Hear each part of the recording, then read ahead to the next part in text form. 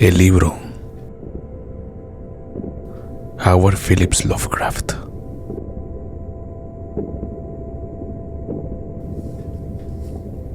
Mis recuerdos son muy confusos.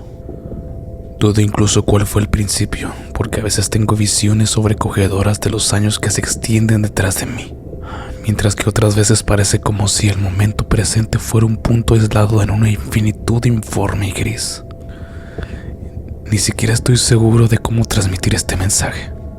Aunque sé que estoy hablando, tengo la vaga impresión de que hará falta una extraña y quizá terrible mediación que lleve lo que digo a los puntos en que deseo que me escuchen.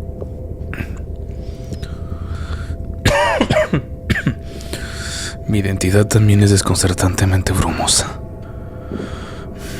Me parece que he sufrido un tremendo shock que quizás sea monstruosa consecuencia de los ciclos de mi experiencia única e increíble.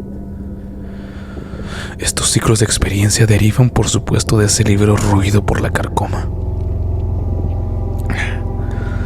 Recuerdo cuando lo encontré en una casa sombría, cerca del río negro y oleaginoso, siempre cubierto de remolinos de brumas. Era una casa muy vieja y los estantes, altos hasta el techo y llenos de volúmenes carcomidos, se extendían interminablemente hacia las partes de atrás, por los cuartos y habitaciones sin ventanas. Había además grandes e informes montones de libros en el suelo y en toscos cajones, y fue en uno de esos montones donde lo encontré. No sabía su título, ya que les faltaban las primeras páginas, pero cayó abierto por el final, y su visión hizo que me vacilaran los sentidos. Había una fórmula, una especie de lista de cosas que hacer y que decir, que reconocí como algo negro y prohibido, como algo que yo había leído antes en furtivos párrafos, con una mezcla de repugnancia y fascinación, escrito por antiguos estudiosos de extraños y antiguos secretos del universo, en cuyos deteriorados textos me enfrascaba con entusiasmo. Era la clave, la guía para ciertos accesos y transiciones sobre los que los místicos han soñado y hablado con temor desde que la humanidad era joven, y que conducía a libertades y descubrimientos situados más allá de las 3 dimensiones y de los reinos de la vida y la materia que conocemos. Durante siglos ningún hombre había recordado esa sustancia vital, ni había sabido dónde encontrarla, pero este libro era muy antiguo. No la prensa, sino la mano de algún monje medio loco había consignado aquellas ominosas frases latinas de uncial y sobrecogedora antigüedad. Recuerdo cómo el viejo me miró de reojo, soltó un risito e hizo un signo extraño con la mano cuando me lo llevaba. Se negó a aceptar ningún dinero por él, y solo mucho después supe por qué. Mientras regresaba apresuradamente a casa por las estrechas, serpeantes, neblinosas calles del barrio marinero, tuve seculares a ambos lados. Parecían llenas de una fresca y morbosa malignidad, como si se hubiese abierto de repente un canal de saber malvado, hasta ahora obstruido. Me daba la impresión de que aquellos muros y salientes hastiales de ladrillo manchado y fungosas vigas y argamasa, con sus ventanas que me miraban de soslayo como si fuesen ojos con sus cristales en forma de rombo, se contenían a duras penas para no avanzar y aplastarme. Sin embargo, solo había leído el fragmento más pequeño de esa runa blasfema antes de cerrar el libro para llevármelo. Recuerdo cómo leí por fin el libro, con la cara pálida, encerrado en mi habitación del ático donde durante tanto tiempo me había dedicado a extrañas investigaciones. El enorme caserón estaba en silencio, ya que no llegué hasta después de medianoche.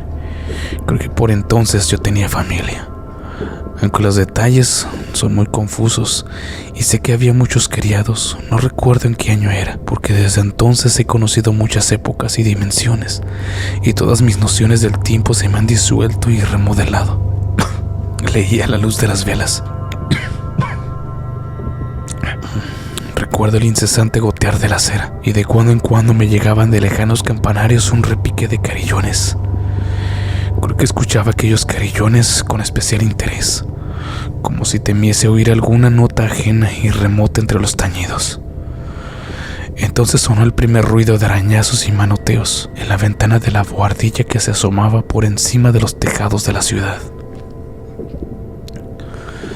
Sucedió cuando leía a media voz el 9º verso de ese cántico primordial, y con un estremecimiento supe qué significaban. porque aquel que cruza las puertas adquiere para siempre una sombra y ya no vuelve a estar solo jamás. Yo había pronunciado la invocación y el libro era efectivamente lo que yo había sospechado. Esa noche traspuse la entrada a un vértice de tiempos y visiones distorsionados, y cuando la mañana se encontró en la habitación del ático, vi en las paredes y en los estantes y los muebles lo que jamás había visto antes.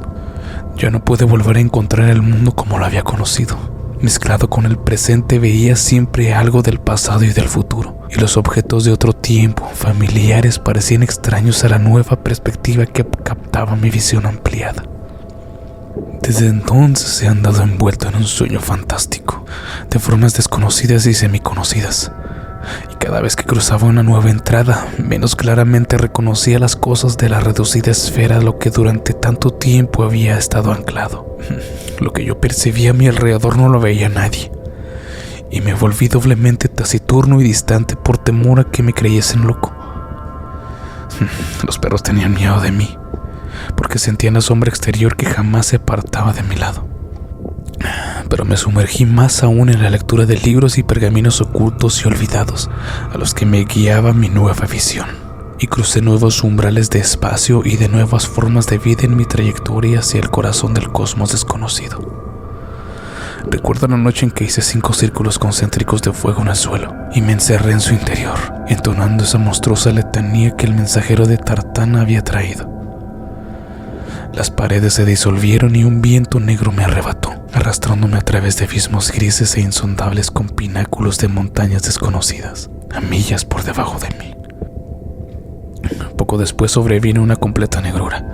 Luego la luz de miradas de estrellas compusieron extrañas y desconocidas constelaciones. Finalmente vi una llanura iluminada por un resplandor verde. Muy por debajo de mí, distinguí en ella las retorcidas torres de una ciudad cuyas construcciones jamás había visto, ni leído ni soñado yo. Y al acercarme flotando a aquella ciudad, vi en un espacio abierto un gran edificio de piedra, y me invadió un miedo espantoso.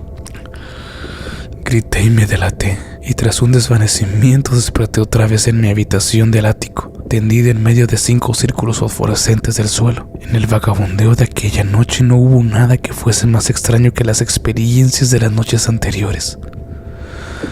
Pero sí sentí más terror, porque sabía que estaba más cerca de esos abismos y mundos exteriores de lo que había estado antes. En lo sucedido he sido más precavido con mis fórmulas encantatorias, porque no tengo ningún deseo de separarme de mi cuerpo y de la tierra, y quedarme en los abismos desconocidos donde no podría regresar.